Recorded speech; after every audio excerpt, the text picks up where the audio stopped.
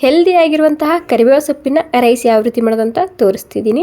Just ಒಂದ್ಸಲ ಈ ವಿಧಾನದಲ್ಲಿ ಟ್ರೈ ಮಾಡಿ ನೋಡಿ. ಸಖತ್ ರುಚಿಯಾಗಿ ಬರುತ್ತೆ ಮತ್ತು ತುಂಬನೇ ಸುಲಭವಾಗಿ ಮಾಡುವಂತಹ ಹೆಲ್ದಿಯಾಗಿರುವಂತಹ ಬ್ರೇಕ್ಫಾಸ್ಟ್ ರೆಸಿಪಿ ಇದು.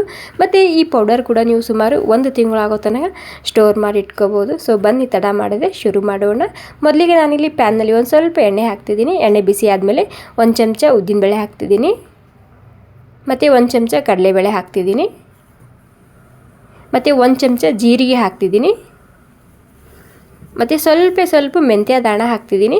ಮೆಂತ್ಯ ದಾಣ ಜಾಸ್ತಿ ಹಾಕಬಾರ್ದು, ಸ್ವಲ್ಪ ಹಾಕಬೇಕಾಗುತ್ತೆ. ಟೇಸ್ಟ್ ತುಂಬಾ ಸರಿಯಾಗಿ ಬರುತ್ತೆ. ಇದರಲ್ಲಿಂದ ಜಾಸ್ತಿ ಹಾಕಿದರೆ ಏನಾಗುತ್ತೆ, ಕಹಿ ಬಿಟ್ಕೊಳ್ಳುತ್ತೆ. ಹೀಗಾಗಿ ಸ್ವಲ್ಪನೇ ಹಾಕ್ಕೊಳ್ಳಿ, ಟೇಸ್ಟ್ ತುಂಬಾ ಸರಿಯಾಗಿ ಬರುತ್ತೆ ಇದ್ರದ್ದು.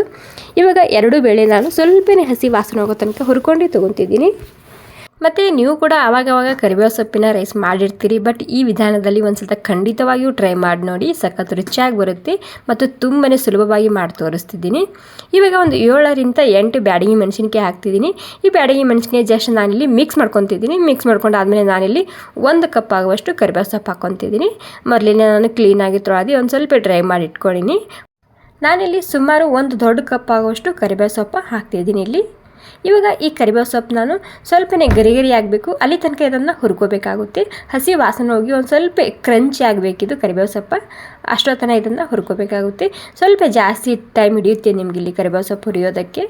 ನೋಡಿ, ಸುಮಾರು ಒಂದು 4-5 ನಿಮಿಷ ಆಗೋ ತನಕ ನಾನು ಮೀಡಿಯಮ್ ಗ್ಯಾಸ್ನಲ್ಲಿ ಹುರ್ಕೊಂಡಿದ್ದೆ. ಸ್ವಲ್ಪ ಗರಿ ಆಗಿದೆ ಕರಿಬೇವು ಸೊಪ್ಪು. ಇವಾಗ ಇದರಲ್ಲಿ ಸ್ವಲ್ಪ ಹುಣಸೆಹಣ್ಣು ಹಾಕ್ತಿದ್ದೀನಿ, ನಿಂಬೆಹಣ್ಣಿನ ಗಾತ್ರದಷ್ಟು. ಮತ್ತು 1 ಚಮಚ ಆಗುವಷ್ಟು ನಾನಿಲ್ಲಿ ಬೆಲ್ಲ ಹಾಕ್ತಿದ್ದೀನಿ. ಮತ್ತು ಒಂದು 3ರಿಂದ 4 ಚಮಚ ಆಗುವಷ್ಟು ನಾನಿಲ್ಲಿ ಕೊಬ್ಬರಿ ತುರಿ ಹಾಕ್ಕೊತಿದ್ದೀನಿ. ಅಂದರೆ ಕೊಬ್ಬರಿನೇ ನಾನು ಪೌಡ್ರ್ ಮಾಡಿ ಹಾಕ್ಕೊತಿದ್ದೀನಿ ಇದರಲ್ಲಿ. ಈ ರೀತಿ ಪೌಡ್ರ್ ಮಾಡಿ ಹಾಕೋದ್ರಿಂದ ಸಖತ್ ರುಚಿಯಾಗಿ ಬರುತ್ತೆ ಈ ರೈಸ್. ಓಕೆ, ಕೊಬ್ಬರಿ ಕೂಡ ನಾನು ಸ್ವಲ್ಪನೇ ಕೆಂಪಾಗೋ ತನಕ ಹುರ್ಕೊಂಡಿನಿ ಇವಾಗ ಮೀಡಿಯಮ್ ಗ್ಯಾಸ್ನಲ್ಲಿ. ಇವಾಗ ಎಲ್ಲ ಮಸಾಲ ಹುರ್ಕೊಂಡಾದ್ಮೇಲೆ ನಾನಿಲ್ಲಿ ಪ್ಲೇಟ್ನಲ್ಲಿ ಸೈಡಿಗೆ ಎತ್ತಿಟ್ಕೊತಿದ್ದೀನಿ. ಅಂದರೆ ಈ ಮಸಾಲ ತಣ್ಣಗಾಗಬೇಕು ಪೂರ್ತಿಯಾಗಿ, ಅಲ್ಲಿ ತನಕ ವೇಟ್ ಮಾಡಬೇಕಾಗುತ್ತೆ. ನೀವು ಹಾಗೇನೇ ರುಬ್ಬಿದ್ರೆ ಏನಾಗುತ್ತೆ, ಮುದ್ದೆ ಥರ ಆಗುತ್ತೆ. ಇದು ತಣ್ಣಗಾಗೋ ತನಕ ಇಲ್ಲಿ ನಾನು ಒಂದು 4-5 ಚಮಚ ಶೇಂಗಾ ಬೀಜನ ಹುರ್ಕೊಂಡು ಇದರಲ್ಲಿ ಸೇರಿಸ್ತಿದ್ದೀನಿ. ಒಂದು 4ರಿಂದ 5 ಚಮಚ ಶೇಂಗಾ ಬೀಜ ಹುರಿದು ಸೇರಿಸಬೇಕಾಗುತ್ತೆ. ಇದರಲ್ಲಿಂದ ಕೂಡ ತುಂಬಾ ರುಚಿಯಾಗಿ ಬರುತ್ತೆ ಇದು. ಇವಾಗೆಲ್ಲ ಸೇರಿಸಿ ತಣ್ಣಗಾಗಿದೆ. ತಣ್ಣಗಾದ್ಮೇಲೆ ಇದನ್ನು ನಾನು ಮಿಕ್ಸಿಯಲ್ಲಿ ಹಾಕ್ಕೊಂಡು ರುಬ್ಕೊತಿದ್ದೀನಿ. ಓಕೆ, ನೋಡಿ, ಇಲ್ಲಿ ನನಗೆ ರುಚಿಗೆ ತಕ್ಕಷ್ಟು ಉಪ್ಪು ಹಾಕೋದು ನೆನಪೋಗಿದೆ. ಹೀಗಾಗಿ ನೀವು ಇಲ್ಲಿ ರುಚಿಗೆ ತಕ್ಕಷ್ಟು ಉಪ್ಪು ಹಾಕ್ಕೊಂಡು ಇದನ್ನು ಸ್ಮೂತಾಗಿ ರುಬ್ಕೊಂಡು ಸೈಡ್ ನೋಡಿ. ಇವಾಗ ನಾನು ಸ್ಮೂತಾಗಿ ರುಬ್ಕೊಂಡಾಗಿದೆ. ಇವಾಗ ನೀವು ಇದನ್ನು 1 ತಿಂಗಳು ಆಗೋ ತನಕ ಸ್ಟೋರ್ ಮಾಡಿ ಇಟ್ಕೋಬೋದು. ಬೇಕಾದಾಗ ಜಸ್ಟ್ 5 ನಿಮಿಷದಲ್ಲಿ ಕರಿಬೇವು ಸೊಪ್ಪಿನ ರೈಸ್ ರೆಡಿ ಆಗುತ್ತೆ. ಇಲ್ಲಿ ನಾನು ಕಡಾಯಿನಲ್ಲಿ ಒಂದು ಸ್ವಲ್ಪ ಎಣ್ಣೆ ಹಾಕಿದ್ದೀನಿ. ಎಣ್ಣೆ ಬಿಸಿ ಆಗಿದೆ. ಎಣ್ಣೆ ಬಿಸಿ ಆದಮೇಲೆ ಸ್ವಲ್ಪ ಸಾಸಿವೆ ಮತ್ತು ಜೀರಿಗೆ ಮತ್ತು ಒಂದು ಸ್ವಲ್ಪ ಹಿಂಗೆ ಹಾಕ್ತಿದ್ದೀನಿ. ಮತ್ತು 1 ಚಮಚ ಆಗುವಷ್ಟು ಕಡಲೆಬೇಳೆ ಮತ್ತು 1 ಚಮಚ ಆಗುವಷ್ಟು ನಾನಿಲ್ಲಿ ಉದ್ದಿನಬೇಳೆ ಹಾಕ್ತಿದ್ದೀನಿ. ಸ್ವಲ್ಪ ಕಮ್ಮಿ ಹಾಕ್ಕೊಂಡಿನಿ, 1 ಚಮಚಕ್ಕೆ 2 ಬೇಳೆ ಮತ್ತು ಒಂದು 3ರಿಂದ 4 ಚಮಚ ಆಗುವಷ್ಟು ಶೇಂಗಾ ಬೀಜ ಹಾಕ್ಕೊತಿದ್ದೀನಿ. ಇವಾಗ 2 ಬೇಳೆ ಸ್ವಲ್ಪ ಕೆಂಪಾಗಬೇಕು ಮತ್ತು ಶೇಂಗಾ ಬೀಜ ಕೂಡ ಇಲ್ಲಿ ಗರಿ ಆಗಬೇಕು, ಅಲ್ಲಿ ತನಕ ಇದು ಹುರ್ಕೋಬೇಕಾಗುತ್ತೆ ಎಣ್ಣೆಯಲ್ಲಿ. ಓಕೆ, ಶೇಂಗಾ ಬೀಜ ಗರಿ ಆದಮೇಲೆ ನಾನಿಲ್ಲಿ ಒಂದು 2 ಬ್ಯಾಡಗಿ ಮೆಣಸಿನ್ಕಾಯಿ ಹಾಕ್ತಿದ್ದೀನಿ ಮತ್ತು ಸ್ವಲ್ಪನೇ ಕರಿಬೇವು ಸೊಪ್ಪು ಹಾಕಿ ಸೇರಿಸ್ತಿದ್ದೀನಿ. ಇವಾಗೆಲ್ಲ ಸೇರಿಸಿ ಮತ್ತೆ ಒಂದು ಸ್ವಲ್ಪ ಇದನ್ನು ಫ್ರೈ ಮಾಡ್ಕೊತಿದ್ದೀನಿ. ನೋಡಿ, ಇವಾಗ ಶೇಂಗಾ ಬೀಜ ಗರಿ ಆಗಿದೆ.